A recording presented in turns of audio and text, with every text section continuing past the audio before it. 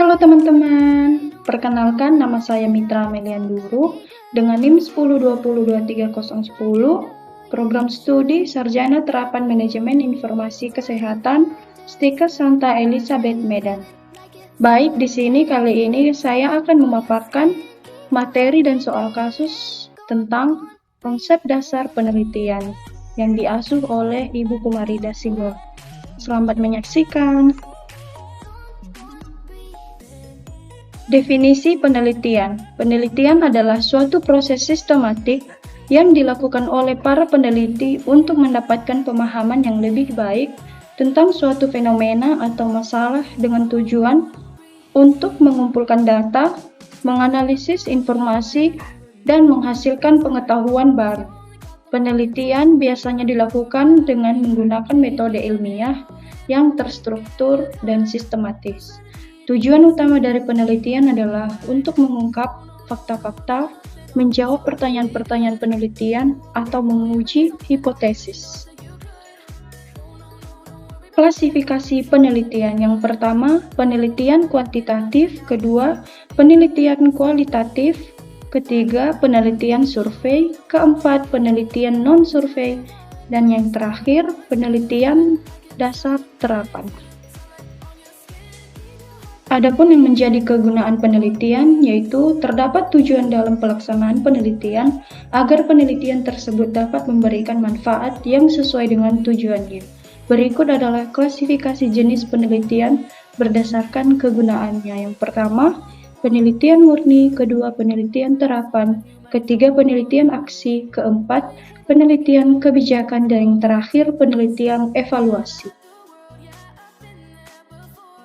Adapun yang menjadi tujuan penelitian, yaitu tujuan penelitian dapat bervariasi tergantung pada jenis penelitian, disiplin ilmu, dan permasalahan yang sedang diteliti.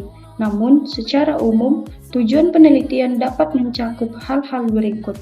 Yang pertama, mendapatkan pemahaman baru dari sebuah fenomena. Kedua, menguji hipotesis. Ketiga, memecahkan masalah. Keempat, mengembangkan pengetahuan baru. Kelima, mendukung keputusan. Keenam, membangun teori dalam beberapa penelitian. Ketujuh, membantu perkembangan teknologi. Dan yang terakhir, menyediakan dasar untuk kebijakan. Dalam penelitian, selalu ada tujuan akhir yang harus dicapai. Selain harus memiliki manfaat, berikut beberapa tujuan penelitian.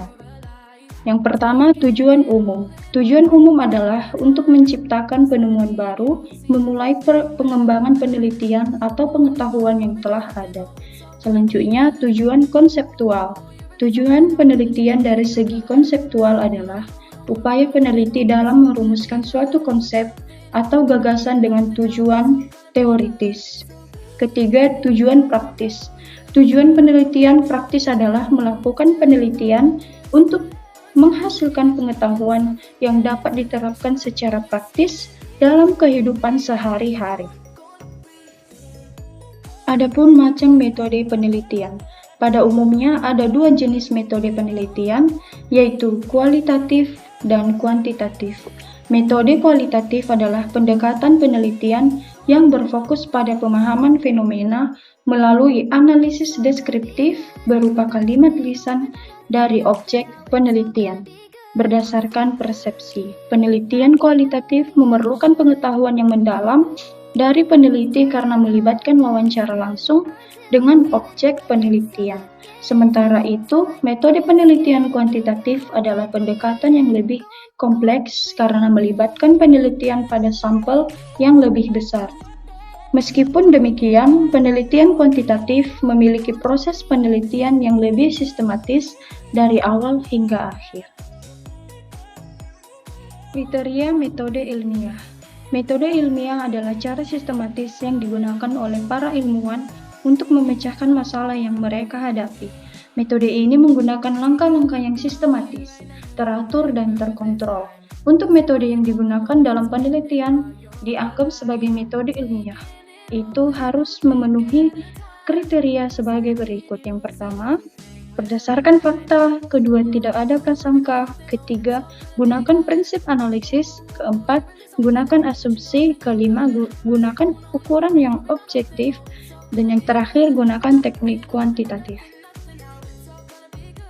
Baik, di sini kita masuk ke soal kasus yang pertama. Di Rumah Sakit Umum Sehat Selalu, unit rekam medis sering mengalami keterlambatan dalam proses pengiriman berkas klaim asuransi karena resum medis yang seringkali tidak lengkap diisi oleh dokter. Seorang koordinator rekam medis memutuskan untuk merancang dan menguji sebuah sistem digital notification yang secara otomatis mengirimkan pengingat ke ponsel dokter jika resum belum selesai dalam 24 jam. Penelitian ini dilakukan untuk langsung mengatasi hambatan operasional dan mempercepat siklus pendapatan rumah sakit. Berdasarkan klasifikasi kegunaannya, jenis penelitian yang paling tepat untuk menggambarkan tindakan staf tersebut adalah A. Penelitian dasar, B. Penelitian terapan, C. Penelitian historis, D. Penelitian murni, dan E. Penelitian eksploratif. Menurut saya, jawaban yang paling tepat adalah bagian B, penelitian terapan. Jenis penelitian ini bertujuan memberikan solusi praktis untuk permasalahan tertentu dan menekankan pada penerapan langsung hasil penelitian di lapangan. Baik, di sini kita masuk ke soal kasus kedua. Seorang peneliti ingin mendalami fenomena keengganan dokter dalam beralih dari rekam medis kertas ke rekam medis elektronik. Peneliti tersebut melakukan wawancara mendalam kepada 5 dokter senior, melakukan observasi terhadap interaksi mereka dengan sistem di ruang praktik, serta menganalisis catatan harian dokter untuk menemukan makna mendalam di balik perasaan frustasi atau kenyamanan mereka terhadap teknologi tersebut.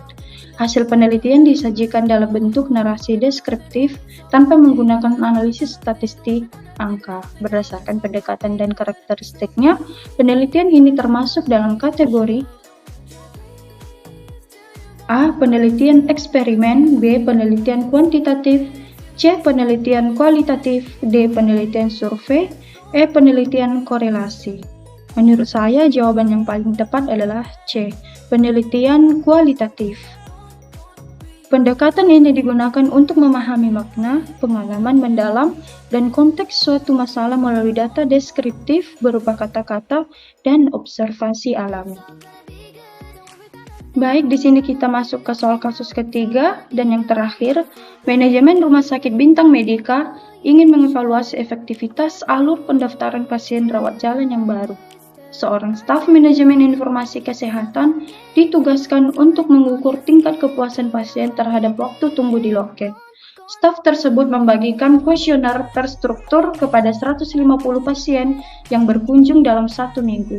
Hasilnya diolah menggunakan statistik untuk menggambarkan persentase tingkat kepuasan populasi pasien. Jenis penelitian yang paling sesuai dengan penggunaan instrumen kuesioner pada sampel besar ini adalah A. Penelitian aksi, B. Penelitian kebijakan, C. Penelitian evaluatif, D. Penelitian grounded theory, E. Penelitian survei. Menurut saya, jawaban yang paling tepat adalah E. Penelitian survei. Metode ini merupakan cara sistematis mengumpulkan informasi dari sejumlah individu menggunakan kuesioner menggambarkan karakteristik populasi. Sekian pemaparan materi dan soal kasus dari saya.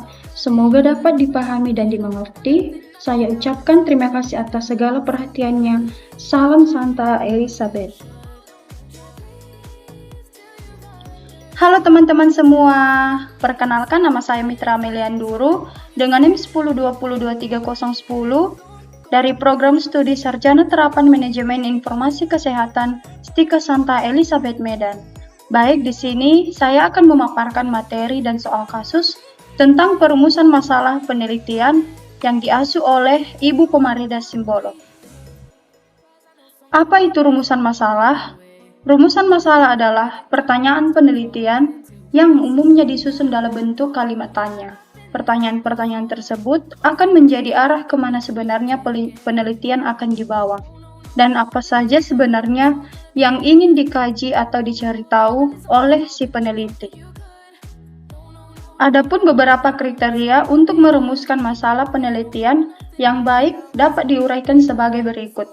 Yang pertama, rumusan masalah yang baik harus mampu dijawab secara komprehensif.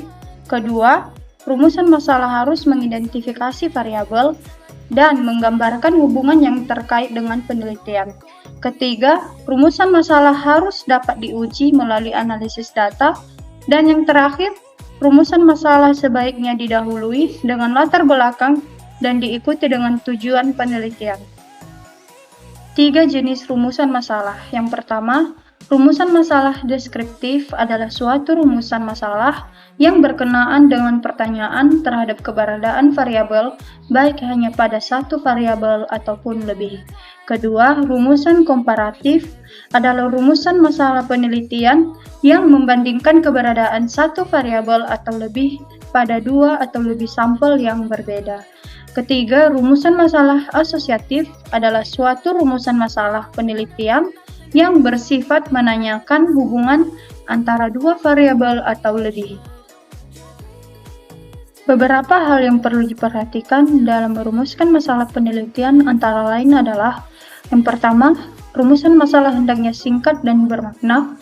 Kedua, rumusan masalah hendaknya dalam bentuk kalimat tanya.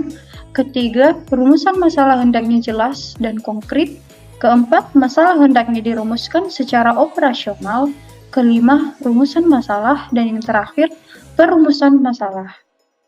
Dalam penentuan masalah, di dalam penelitian perlu adanya pertimbangan dalam menentukan masalah tersebut, diantaranya sebagai berikut. Yang pertama, dapat dilaksanakan. Kedua, jangkauan penelitian. Ketiga, ketertarikan. Keempat, nilai teoritis. Dan yang terakhir, nilai praktis. Adapun ciri-ciri perumusan masalah yang baik. Yang pertama, kontribusi. Memberikan kontribusi pada beberapa aspek seperti pengembangan teori baru, perbaikan metode, serta manfaat dan implikasi aplikatif. Kedua, orisinalitas. Tidak bersifat pengulangan terhadap penelitian lain, termasuk masalah yang serupa, kerangka konsep yang telah dijelajahi, atau pendekatan yang sudah digunakan sebelumnya. Ketiga, pernyataan permasalahan. Pernyataan masalah harus mencakup pernyataan, penelitian, dan gambaran asosiasi antara dua atau lebih fenomena yang dapat diukur. Keempat, aspek kelayakan atau feasibility. Yang pertama, dapat dijawab dengan sumber daya yang tersedia. B. Memperhitungkan faktor waktu dan biaya. C. Sesuai dengan tingkat pengetahuan dan keterampilan peneliti. D. Menyesuaikan dengan dukungan fasilitas dan sumber daya lain yang tersedia. Langkah-langkah perumusan masalah. Langkah pertama, tentukan satu topik yang luas. Peneliti dapat memulai dengan memilih bidang minat yang luas atau topik umum yang disukai atau ingin ditelaah lebih lanjut. Langkah kedua, tinjauan pustaka awal.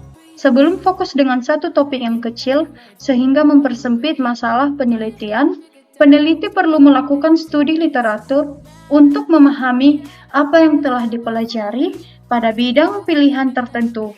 Hal ini dapat membantu dalam mengidentifikasi kesenjangan, gap, dan pengulangan penelitian lebih lanjut. Langkah ketiga, identifikasi masalah penelitian. Setelah menemukan kandidat masalah penelitian, peneliti melakukan identifikasi fokus pada penelitian tertentu dengan menguraikan topik dalam bentuk pertanyaan atau pernyataan. Hal tersebut ditunjang dengan adanya data dan landasan teori yang sesuai dengan fokus penelitian. Langkah keempat, pilih satu topik dari daftar topik.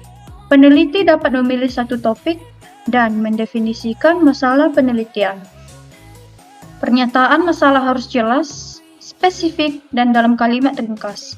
Ruang lingkup penelitian dapat dipertimbangkan apakah isu terkait wilayah lokal, nasional, atau global.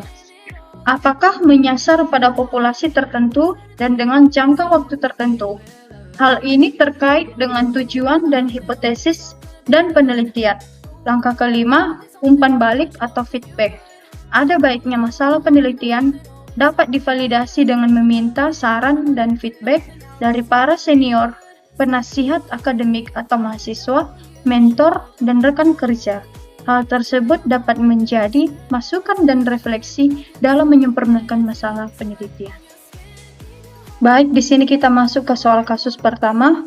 Di Rumah Sakit Sehat Mandiri, seorang kepala unit rekam medis mengamati adanya peningkatan jumlah klaim BPJS yang ditolak atau pending akibat ketidakkonsistenan penulisan diagnosa antara catatan perawat dan ringkasan pulang dokter.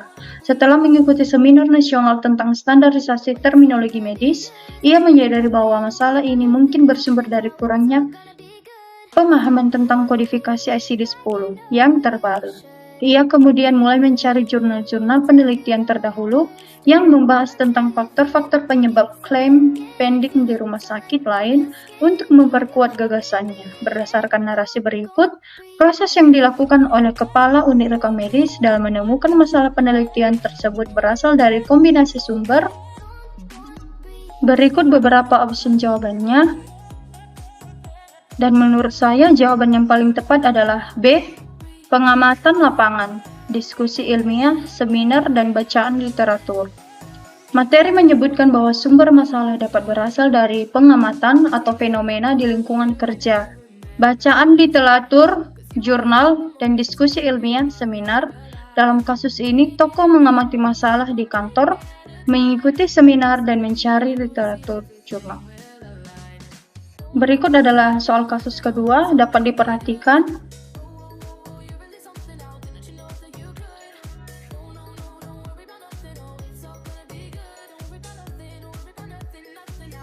Dan berikut opsi jawabannya. Dan jawaban yang paling tepat adalah D. Studi pendahuluan.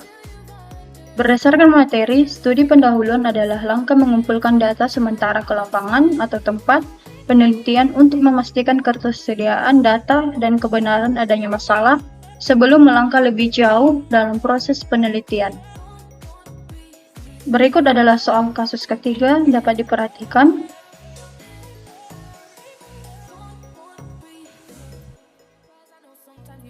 Berikut beberapa opsi jawabannya, dan jawaban yang paling tepat adalah bagian C, masalah penelitian atau problematika. Materi menjelaskan bahwa masalah atau problematika muncul karena adanya tantangan atau kesangsian atau celah atau gap antara kenyataan yang ada dengan teori atau harapan yang diinginkan. Dalam kasus ini harapannya adalah 10 menit, namun kenyataannya 25 menit. Sekian pemaparan materi dan soal kasus dari saya. Semoga dapat dipahami dan dimengerti. Saya ucapkan terima kasih atas perhatiannya. Salam Santa Elizabeth.